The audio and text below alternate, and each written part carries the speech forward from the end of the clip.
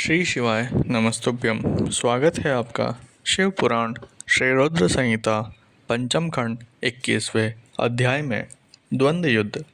संत कुमार जी बोले, हे महर्षि, भगवान शिव के गण व उनके दोनों पुत्र गणेश और कार्तिकेय बहुत बलवान, वीर और साहसी थे।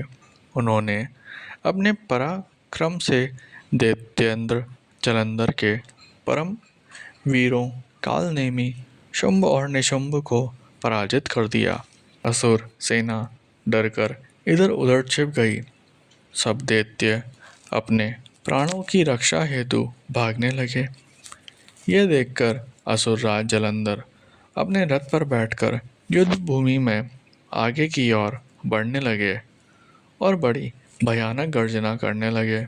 उसकी ललकार सुनकर त्रिलोकीनाथ भगवान शिव के गण भी बढ़ चढ़कर युद्ध करने लगे। असुर सेना और देवताओं की सेनाओं के रथों, हाथी, घोड़े, शंख तथा भेरी से युद्ध भूमि गुंजायमान हो रही थी। दैत्यराज जलंधर ने तब ऐसा एक बाण छोड़ा जिससे चारों ओर कोहरा फैल गया।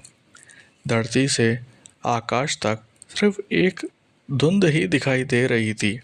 फिर उसने नंदीश्वर, गणेश, वीरभद्र को एक साथ कहीं बाण मारकर घायल कर दिया।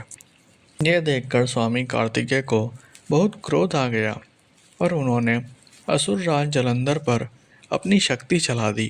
कार्तिकेय की चलाई गई शक्ति के फलस्वरूप जलंधर धरती पर गिर पड़ा, परंतु गिरते ही वह उठकर खड़ा हो गया और पूरी शक्ति के साथ पुनः युद्ध करने लगा। उसने सबसे पहला प्रहार कार्तिकेय पर ही किया।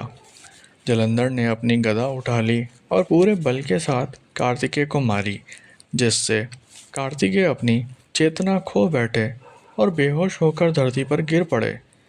ये दृश्य देखकर गणेश और नंदी भी चिंतित हो उठे।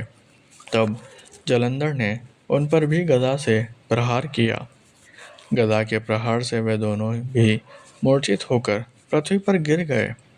तब वीरभद्र जलंधर ने युद्ध करने के लिए आगे आए।